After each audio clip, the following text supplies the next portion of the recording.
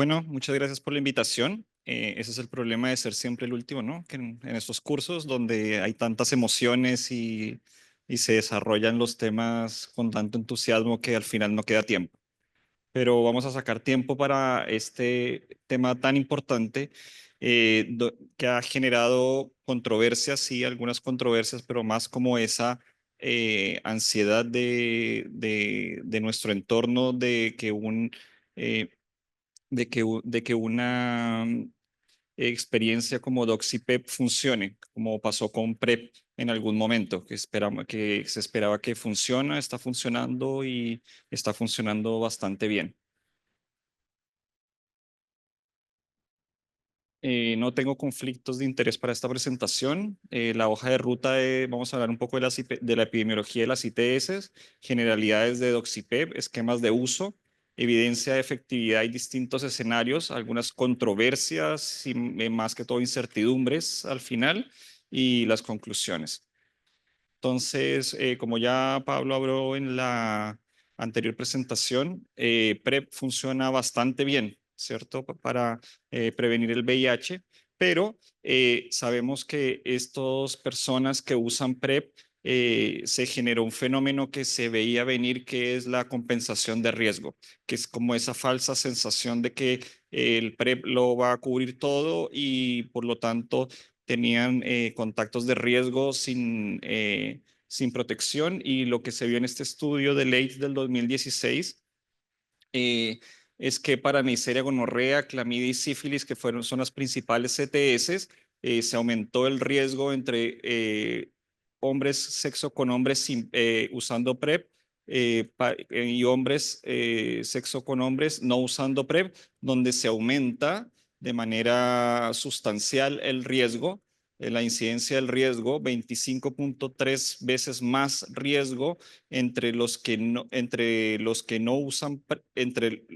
usan PrEP versus los que no usan PrEP, 11.2 más veces riesgo de clamidia y 44.6 veces más riesgo de sífilis. Esto es un metaanálisis que ya tiene varios años, pero que nos muestra este fenómeno de la compensación de riesgo en los pacientes que empezaron a usar PrEP versus los que no lo usaban. Entonces, hablando un poco de la epidemiología global, estos son datos de la OMS. Cada día más de 1 millón de personas entre 15 y 49 años, como vemos en esta gráfica, contraen una infección de transmisión sexual. En la suma, son 374 millones de personas que contrajeron en el 2020 alguna de estas 4 ITS, clamidia, gonorrea, sífilis y tricomona.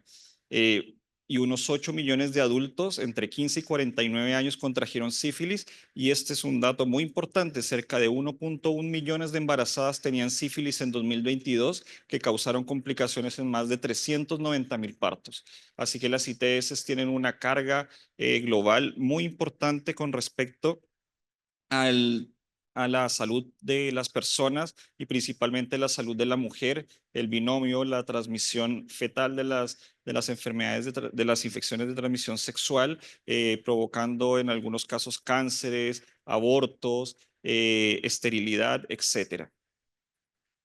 Y estos son datos de la OPS, donde tienen una iniciativa al 2030, que es la eliminación de algunas de las ITS en las Américas. Para el 2022 hubo 3.36 millones de nuevos casos de sífilis, con un incremento del 30% desde el 2020, y alrededor de un 50% de las embarazadas con sífilis no tratada transmiten la infección al hijo antes del nacimiento.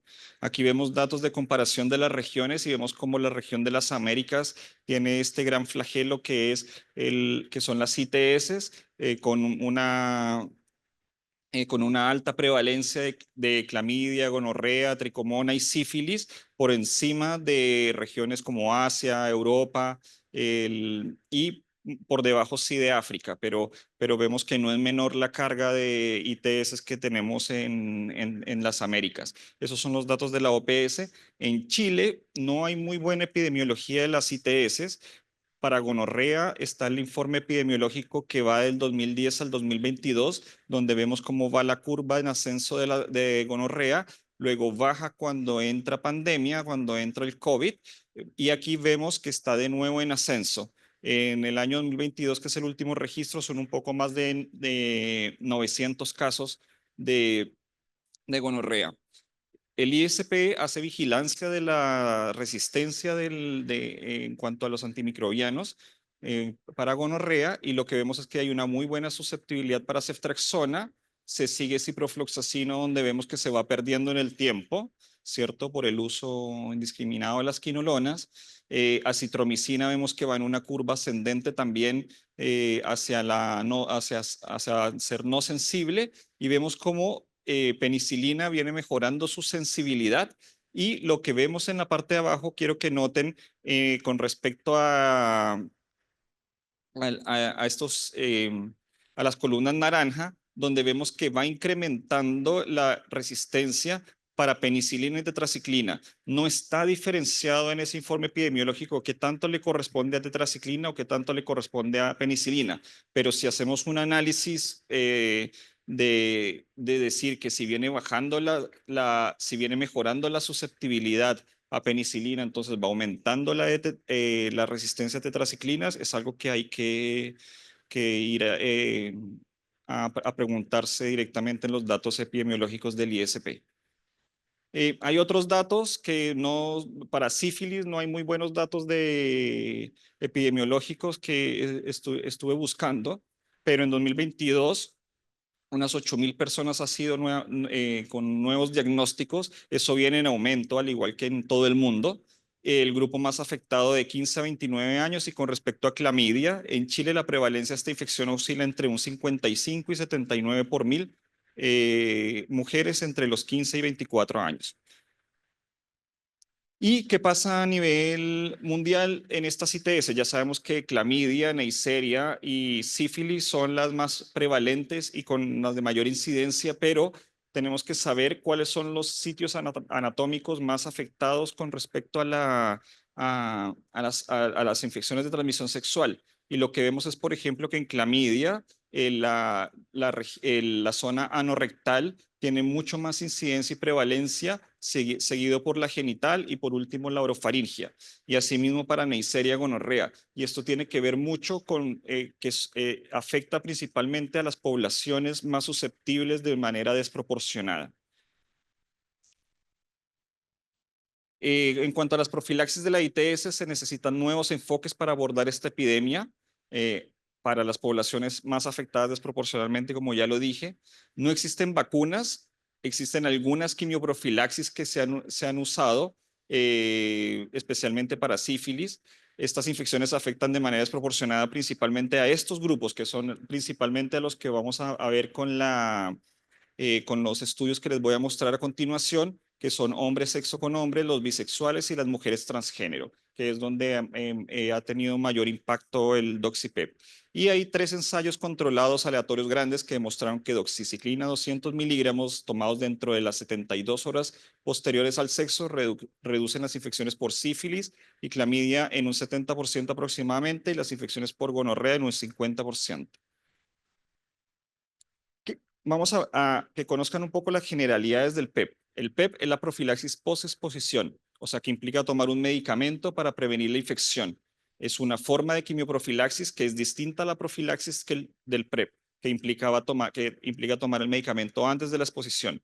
La doxiciclina como medicamento se ha usado en 2 escenarios, como PrEP y como PEP anteriormente, como para prevención de la malaria y la enfermedad de Lyme en zonas de alta incidencia de Lyme. Pero hasta hace poco se empezó a utilizar para prevenir las ITS.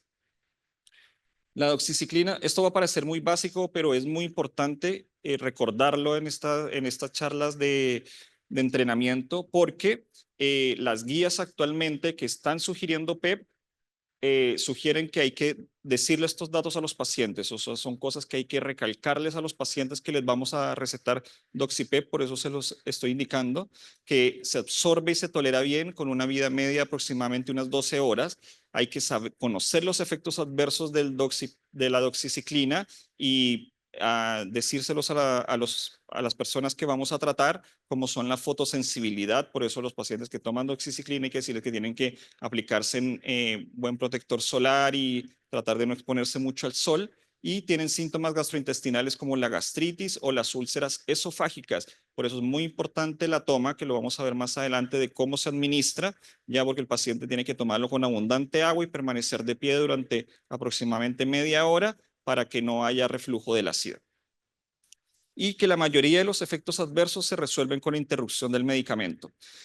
Esta es la actividad que tiene la doxiciclina. Si vemos, cubre casi todas las ITS de etiología bacteriana, como la clamidia, el treponema, la Neisseria gonorrea, el Mycoplasma genitalium, el chancroide, el uroplasma urealyticum, pero vemos que hay unas que es el régimen de tratamiento recomendado para clamidia, pero para sífilis no, es un régimen alternativo solamente en pacientes no embarazadas con alergia grave a la penicilina o cuando la penicilina no está disponible.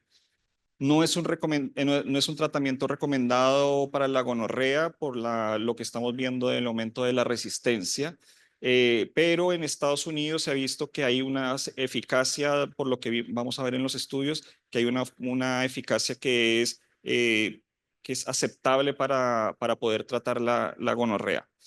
Como ya les dije, que tomarlo con agua y con comida, permanecer en posición vertical para evitar ese reflujo ácido. Consideraciones de la doxiciclina, que son cosas que hay que considerar antes de indicarla, que es la alergia a la doxiciclina propiamente tal o a otros antibióticos de esta familia. Las interacciones, no es un antimicrobiano inocuo, es un antimicrobiano que tiene varias interacciones. Por ejemplo, para la epilepsia, los pacientes que toman carbamazepina disminuye los niveles de carbamazepina en los pacientes con epilepsia y puede hacer que estos pacientes convulsionen. Así que hay que tener cuidado con eso. Por ejemplo, pacientes que toman para el acné vitamina A, principalmente los pacientes jóvenes, así que hay que tener cuidado porque puede aumentar a niveles peligrosos la vitamina A. Hay ciertos antibióticos con los que interacciona, por ejemplo, como la rifampicina y los anticoagulantes como los cumarínicos, que también hace que aumenten los niveles de los anticoagulantes, la doxiciclina. Está contraindicado en el embarazo, por lo tanto en la embarazada no deberíamos evitar el uso en el segundo y tercer trimestre debido al riesgo de la decoloración permanente de los dientes o inhibición del crecimiento. No hay evidencia de que sea en sí teratogénico, pero los datos son insuficientes para concluir de que no hay riesgo. Hay muchos estudios, hay mucha evidencia de la eficacia del Doxipep, pero como honor al tiempo, vamos a analizar este metaanálisis que es bien reciente, de julio de este año, donde incluye la mayoría de los estudios importantes de Doxipep, donde se preguntan en este metaanálisis si la doxiciclina en profilaxis es efectiva para prevenir las infecciones de transmisión sexual. Fueron 6 estudios randomizados controlados, 1.370 hombres que tenían sexo con hombres y mujeres transgénero. Está incluido el trabajo que conocemos que salió en el New England de mujeres en Kenia. Y lo que compararon fue doxiciclina profilaxis versus no profilaxis. Y acá están los 6 trabajos. Hay trabajos muy importantes, por ejemplo, como el Hipergay, que es el trabajo de Jan Molina. Es un trabajo que ha dado muchas luces y dio muy buenos resultados con respecto a la eficacia del Doxipep. Está el Doxipep también, que es el trabajo que se publicó en el New England el año pasado, que es un trabajo en Estados Unidos. Está el trabajo de Kenia, que es un trabajo que también se publicó en el New England, que es el de mujeres cisgénero. Que es el de mujeres cisgénero, y está este trabajo que es como el trabajo de Bolán, que es el del 2015, que es como el primer trabajo que podemos decir que tuvo una buena respuesta y por lo cuanto se abrieron todos los estudios. En cuanto a resistencia, que también analizó este metaanálisis, que es una de las cosas por las cuales se genera más controversia en usarlo o no usarlo. Este metaanálisis concluyó que los estudios que emplearon diferentes puntos de corte para definir la resistencia, ya que los estudios europeos utilizaban EUCAS, los americanos utilizaban CLSI, por lo tanto son difíciles de comparar los métodos, muy pocos datos para ser evaluados, y lo que sí se dieron cuenta es que y por lo que tenemos que hacer ese trabajo acá en Chile, es que hay que ver la resistencia país a país. O sea, eso es una de las cosas más importantes a la hora de evaluar resistencia, porque, bueno, lo vamos a ver en el trabajo de Kenia que lo vamos a desglosar. Entonces, acá lo que vemos es que lo que vemos en este metaanálisis es que el doxipep versus el control, las ITS tuvieron una incidencia mucho. Oh, a ver, ¿a dónde se fue? Ahí. Eh, Las ITS tuvieron mucho más incidencia en el grupo control que en el grupo doxipep. Para cualquier ITS, esto para clamidia, esto para gonorrea y esto para sífilis. Entonces, vemos que eh, esto tuvo unos muy buenos resultados que aquí los vamos a mostrar en mayor detalle, donde para clamidia el doxipep 200 miligramos en 24 a 72 horas después del sexo de hombres sexo con hombres y mujeres transgénero, disminuía ese riesgo no,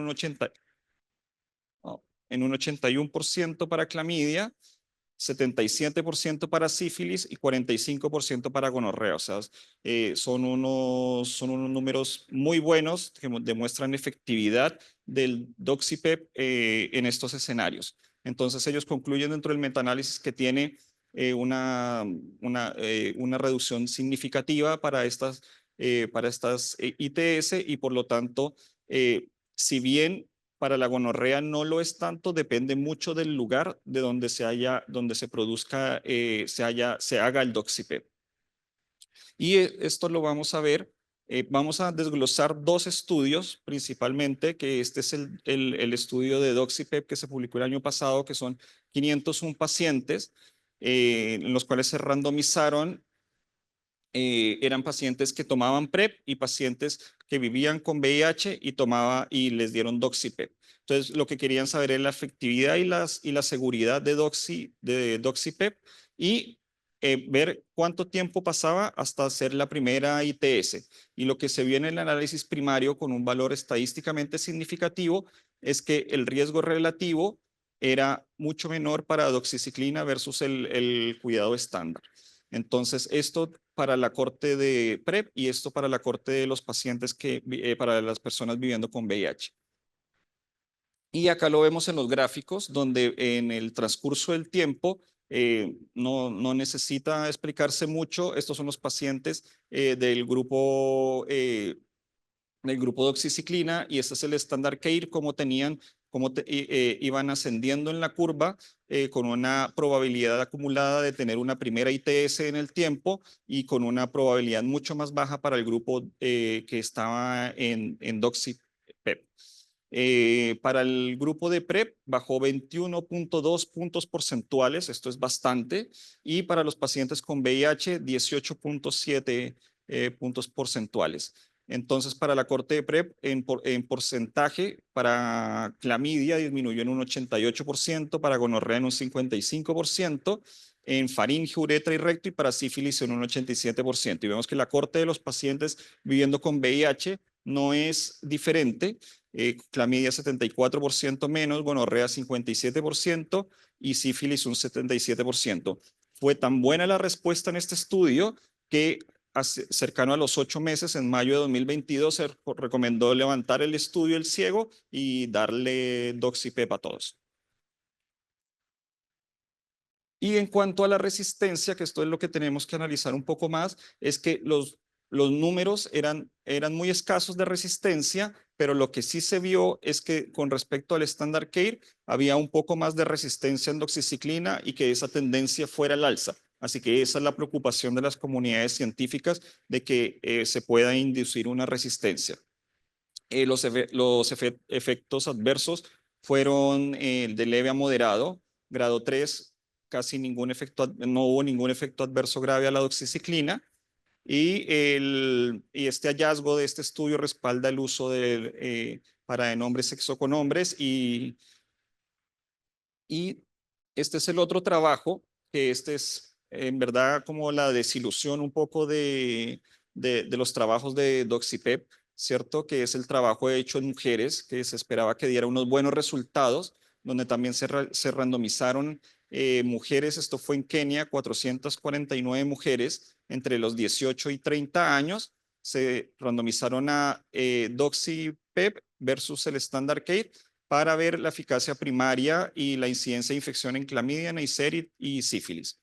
Y lo que se vio desafortunadamente es que no había diferencia estadísticamente significativa, no había diferencia estadísticamente significativa en los grupos a comparar, por lo tanto, como ven acá en la curva, se comportaron casi igual tan para la primera infección y para la primera infección de clamidia. Se comportaron casi igual los dos grupos, por lo tanto no hubo diferencia y no se llegó a lo que requería. Pero hicieron investigaciones adicionales y lo que encontraron es que solamente un 29% de las mujeres tenía en muestras de cabello tenía niveles de doxiciclina detectables. O sea, quiere decir que las mujeres tenían mala adherencia, ¿ya? Así que esa es una de las causas por las cuales falló y además que en África la Neisseria gonorrea, de lo que pudieron analizar, eran todas resistentes. ¿Y qué ha pasado a nivel epidemiológico desde que se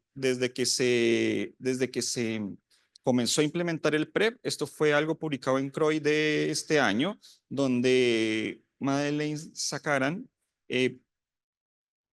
mostró los datos de San Francisco. Recordemos que San Francisco fue una de las primeras ciudades que hizo una política pública de Doxy-PEP, creando una guía y creando lineamientos para los pacientes, y lo que se vio son unos resultados muy buenos, donde vemos la misma curva de COVID que tenemos nosotros, ¿cierto? Con las ITS.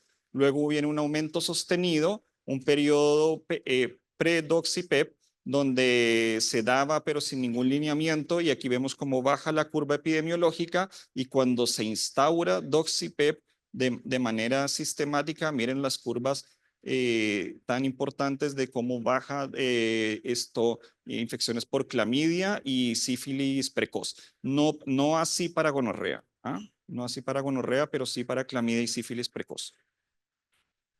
Entonces, hace una semana, como se mostró en un seminario anterior, hace una semana salió esta guía que es la del IAS, el panel americano, donde recomiendan para las personas viviendo con VIH la prevención de las ITS bacterianas. Recomiendan el Doxy-PEP de 200 miligramos dentro de las 72 horas posteriores a una relación sexual sin condón para hombres cisgénero que tienen relaciones sexuales con hombres y mujeres transgénero, independientemente del estado de VIH. Se recomienda con una frecuencia de dosificación no mayor a la diaria, que era lo que hablábamos por las reacciones adversas del medicamento. Y esto es muy importante, porque una de las cosas por las cuales el estudio de mujeres en Kenia esperaba tanto era que los modelos farmacocinéticos y farmacocinéticos de un estudio que habían hecho en el 2015 se habían detectado niveles de doxiciclina de manera adecuada en zona vaginal, en cervix. Entonces, por lo tanto, debería en la teoría servir para mujeres. Y aquí ellos toman en cuenta eso y no el fracaso de lo que sucedió en el trabajo, y lo recomiendan que según el modelo farmacocinético se sugiere que Doxy-PEP es eficaz para exposiciones vaginales y se recomienda caso por caso para mujeres cisgénero en riesgo. Prescribir 30 dosis, 60 comprimidos o cápsulas de Doxy-PEP a la vez, y se recomienda realizar pruebas trimestrales de detección de ITS en los sitios de contacto y pruebas de sífilis en sangre. La mayoría de las guías recomiendan este esquema de poderlos controlar entre 3 a 6 meses. No sé si para nuestro entorno y para nuestra política en salud se pueda hacer eso, porque se utilizan exámenes por PCR, que son exámenes costosos, así que por lo tanto yo creo que es difícil poder tener cada 3 meses una frecuencia de toma de exámenes de control. Esta es la última guía del CDC que salió en junio de este año, donde saca unas recomendaciones que se deben asesorar a todos los hombres homosexuales, bisexuales y hombres que tienen sexo con hombres y mujeres transgénero, con antecedentes de al menos una infección, o sea, no solamente por tener el factor de riesgo, sino al tener al menos una infección dentro de los últimos 12 meses. A exponerlos y a usar doxiciclina post-exposición y evaluarse que se siga cada 3 a 6 meses. Esta guía no da ninguna recomendación hasta el momento para el uso en mujeres cisgénero, hombres heterosexuales y hombres transgénero.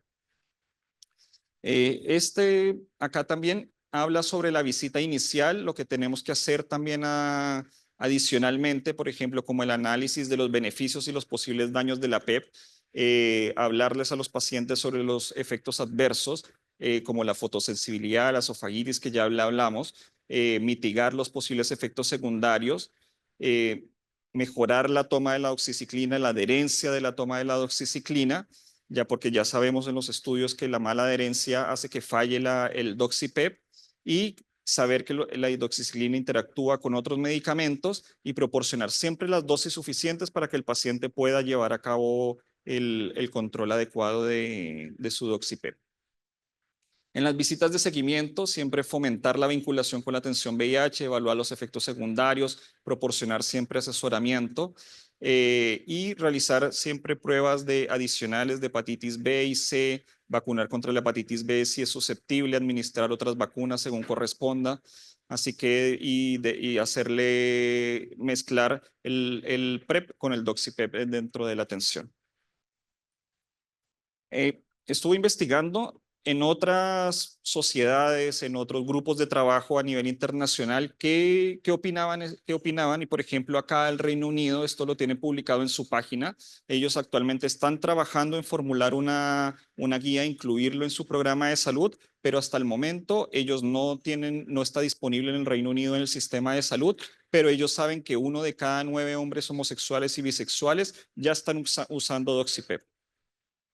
Entonces ellos lo remiten a una ONG, Queer Health, donde les pueden dar más información, pero en sí el sistema del Reino Unido no lo tiene incorporado todavía. En España, la SEIM, Gemara y GESIDA hicieron un documento de posición, pero esto fue en marzo de 2024, donde hasta el momento la doxiciclina no está aprobada para su uso en la prevención de las ITS. Por lo tanto, su uso en este contexto se considera fuera de indicación.